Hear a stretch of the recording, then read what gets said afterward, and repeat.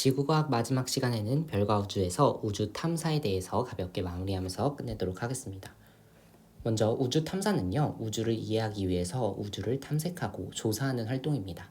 그래서 오늘은요, 우주 탐사의 목적과 의의, 그리고 방법, 그리고 성과, 그리고 역량에 대해서 알아보면서 마무리하도록 하겠습니다. 우주 탐사를 그러면은 왜 할까요? 일단은 목적과 의의를 알고 계셔야겠죠. 당연히 우주에 대해서 이해의 폭을 넓힐 수도 있고 호기심도 당연히 충족할 수 있겠죠. 그리고 다른 천체도 생명체가 살고 있는지 알고 싶고 또 지하자원도 채취할 수 있을 거고 또 첨단 기술, 우주 탐사 과정에서 개발된 첨단 기술을 당연히 산업 분야와 실생활에 이용할 수 있는데요. 이는 영향에 대해서 우리가 보면서 자세하게 알 수 있으니까 일단 넘어가고 방법에 대해서 봅시다.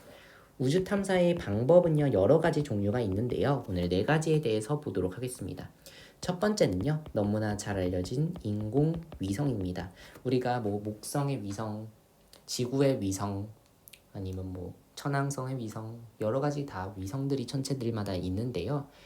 말 그대로 인공적으로 위성을 만들겠다는 거죠. 그래서 천체 주위를 일정한 궤도를 따라 공전하도록 만든 장치죠. 그래서 다양한 목적으로 발사되고요. 우주 망원경도 인공위성의 한 종류입니다. 그래서 얘는요, 인공위성 당연히 GPS 또 인공위성으로 할 수도 있고 여러 가지 목적이 있기 때문에 얘는 단순히 한 가지만 가지고 가는 게 아니죠. 그다음 두 번째는 우주 탐사선입니다.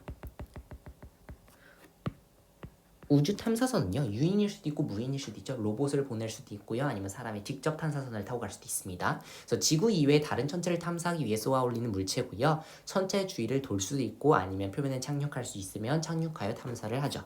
다음 세 번째는 우주 정거장입니다. 우주 정거장은요, 사람들이 우주에 머무르면서 임무를 수행하도록 만든 인공 구조물로서 얘도 하나의 우주 탐사 방법이죠. 그래서 지상에서 하기 어려운 실험, 우주에서 할 수 있는 실험을 우주 정거장에서 하면서 환경에 대해서 연구를 하죠. 그래서 또는 우주 정거장이요, 미래에는요, 우주 탐사나 아니면 우주 여행을 위한 경유지가 될 수도 있죠. 어떻게 보면. 그다음 네 번째는 전파 망원경입니다.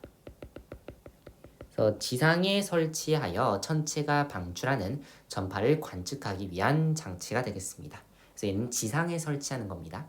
그렇죠? 전파 망원경도 하나의 우주를 탐사하는 방법이다 정도 볼 수 있어요. 그럼 이제는 성과에 대해서 보도록 하겠습니다. 역대 성과라고 보시면 돼요. 그래서 1950년대 우주 탐사가 시작됐습니다. 그래서 스푸트니크 1호가 1950년대, 57년도에 구소련에서 발사한 인류 최초의 인공위성이다를 알고 계셔야 됩니다. 인류 최초 인공위성입니다. 그 다음에 이제 1960년대 되게 유명하죠. 이거 아폴로 11호입니다. 1969년에 연도는 전혀 필요 없습니다. 순서를 쓰드리는 거예요. 아폴로 11호. 그래서 얘는요, 인류 최초로 달에 착륙을 하죠. 그 다음에 70년대는 행성에 대해서 탐사를 하기 시작합니다. 그래서 보이저 1호와 보이저 2호가 이렇게 발사가 되겠어요. 그래서 보이저 1호는 77, 2호도 77년도에 같은 연도에 발사합니다. 그럼 이제 각각의 목적이 조금 달랐는데요. 얘는 태양계를 탐사를 하기 위해서 발사가 되고요. 보이저 2호는 목성형 행사 탐사를 합니다. 그래서 1989년에 해왕성을 이미 통과했어요. 수금지와 목도 천에 쭉 가는 거죠. 이제 해왕성은 넘었습니다 이미. 그 다음에 이제 1990년대 이후에 탐사 대상이 좀 확대됐는데요. 여기서부터 이제 스케일이 점점 커지게 되겠죠. 허블 우주 망원경이 되겠습니다. 허블 우주 망원경은요, 1990년 발사 이후 현재까지 이용하고 있는 아주 유명한 망원경이죠. 그 다음에 뉴 호라이즌스 호입니다. 그래서 얘는요, 명왕성 탐사를 위해서 발사됩니다. 그래서 2015년에 이미 명왕성을 통과했어요. 간 거죠. 그 다음에 이제 주노호입니다. 주노호는요, 목성 탐사입니다. 이 목성 탐사고요, 목성 도착 후 궤도를 공전한다. 공전하고 있습니다. 그 다음에 큐리오시티. 그래서 화성 탐사를 위해 발사된 탐사 로봇이죠. 그래서 이는 화성 탐사입니다. 화성 탐사. 그래서 2012년에 화성 착륙을 했고요. 그 다음에 파커 탐사선. 그래서 태양 대기권에 진입을 하죠. 그래서 이 이후에 과연 멈췄을까요? 아니요. 지금까지 얼마 전에도 당연히 한국에서도 발사를 했기 때문에 여러 가지 우주 탐사는 계속해서 미래까지 확장될 겁니다. 그래서 대표적인 그냥 유명한 예시들만 적어 놓은 거고요.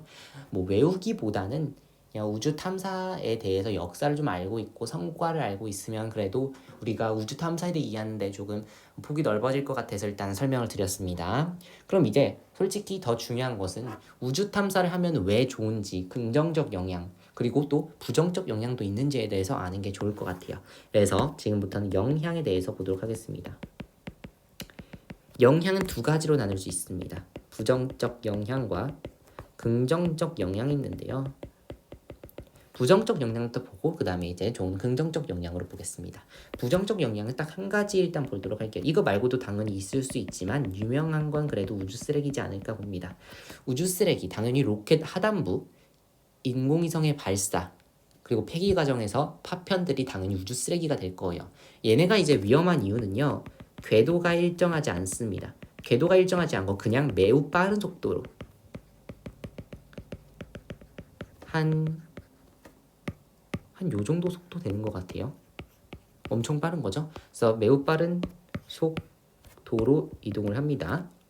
그 다음에 인공위성이나 우주탐사선, 우주정거장에 불이 치면 당연히 피해를 줄 수밖에 없죠. 당연히 환경에도 우주 환경에 당연히 많은 영향을 주죠. 우주 쓰레기가 가장 안 좋은 부정적인 영향인 것 같습니다. 그다음에 이제 긍정적인 영향으로는 그럼 보도록 할게요. 첫 번째는 우주 탐사 기술을 이용하는 겁니다.